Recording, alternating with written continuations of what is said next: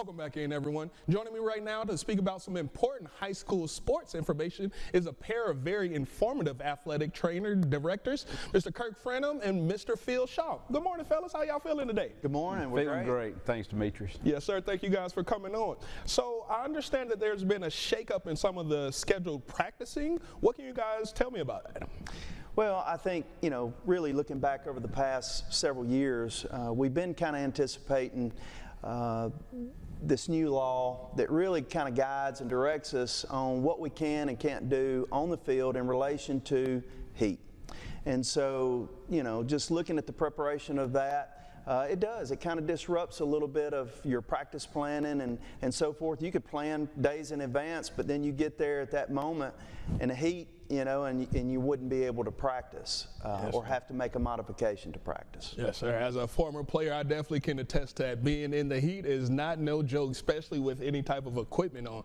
Now, with that being said, speaking of a couple years ago, 2017, I believe we were talking off air, and you guys were telling me that Louisiana was ranked sort of below the middle of the pack as far as safety, but now this year has been a completely change of scenarios. What can you tell us about this fourth ranked in the nation of? That's right, Demetrius. In 2017, Corey Stringer Institute, kind of the gold standard of heat-related research and that kind of stuff. They did some state rankings, and Louisiana was 35th as it pertained to sports safety for athletes and things like that.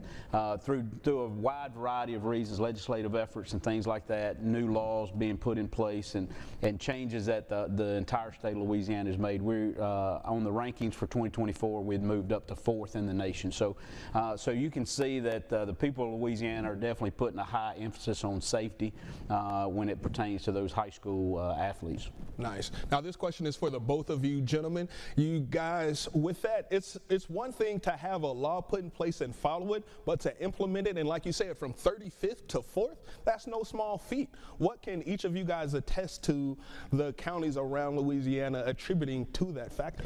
I think probably the biggest is communication, of course, preparation, planning.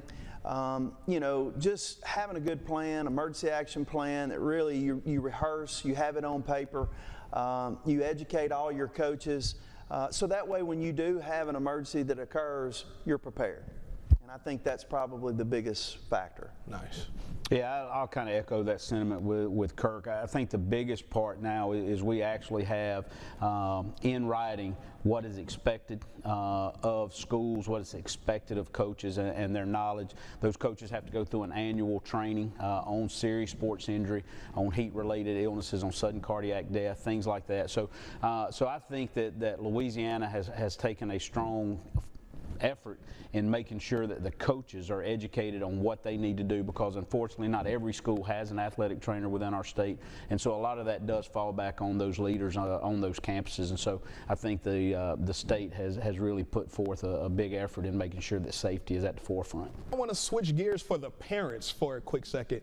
Now, as a parent, knowing that you guys are improving from 35th to 4th as far as improving that player safety, as a parent, what else can they expect from you guys as far as what's next? I think it's important for parents to realize that we're not looking at the temperature that you may see on your car or on the bank or anything like that. We're monitoring wet bulb globe temperature, which takes into account a lot of variables. It takes into account wind speed, it takes into account humidity, the air temperature, the angle of the sun, cloud cover. It takes in a lot of these parts, and then it throws it into a formula, and it spits out a number for us. And so the high wet bulb is going to be 92.1. If that wet bulb is greater than that, we cannot go outside and do any outdoor activity. And I think it's important to know that it's not just athletics.